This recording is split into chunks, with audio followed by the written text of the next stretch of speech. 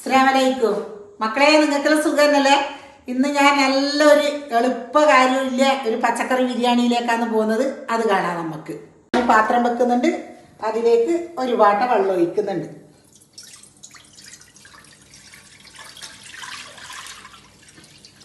വെള്ളം തിളച്ചതിന് ശേഷം ബാക്കി കാട്ടിക്കും. തിളച്ച് അതിലേക്ക് ഞാനിതാ ഏലക്ക, കറുവപ്പട്ട എല്ലാം ബിരിയാണീൻ്റെ എല്ലാം ഇടുന്നുണ്ട്. ആവശ്യത്തിന് ഉപ്പിട്ട് 1/2 കിലോ അരിയാണ് ഞാൻ എടുത്ത്. അരി തനിമ അരിയാണ്.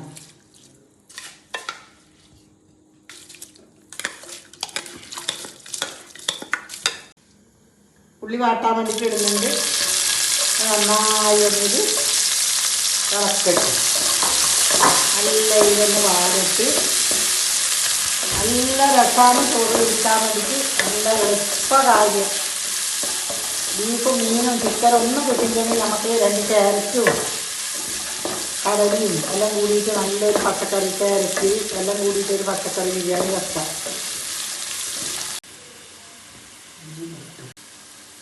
ഇതിലേക്ക് ഞാൻ ഇഞ്ചിയും വെളുത്തുള്ളിയും പേസ്റ്റാക്കിയതാണ് ഇടുന്നില്ലേ. ഇത് നന്നായി ഒന്ന് ഇത് പച്ച മണം പോകുന്ന വരെ ഒന്ന് ഇളക്കിക്കൊണ്ട് വെക്കുക. നല്ല പച്ചമുളക് മണം കൂട്ടുക. ഇതിലേക്ക് ഞാൻ 2 പച്ചമുളക് ചെറുതായി മുറിച്ചത് നന്നായി ഒന്ന് ഇളക്കി ഇത് പച്ചമുളകൊന്ന് പോയി നല്ല വാടിട്ട് മല്ലിച്ചപ്പും കറിവേപ്പും കുറച്ച് ഞാൻ ഇതിലേക്ക് ഇടുന്നുണ്ട്. ഇനി ഇത് നന്നായി ഒന്ന് വേവിട്ട് ഇനി ഇതിലേക്ക് ഞാൻ ഊറ്റി വെച്ച ചോറ് ഇടുന്നുണ്ട്. കുറച്ചായിട്ടിട്ട്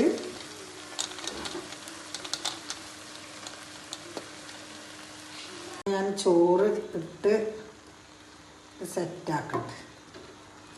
നന്നായി സെറ്റാക്കി അടച്ച് വെക്കാം.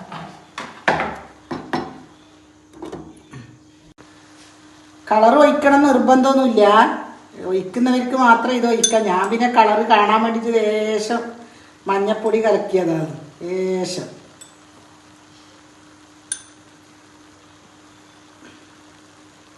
അതിലേക്ക് നമുക്ക് പശു നെയ്യ് ഇടാം.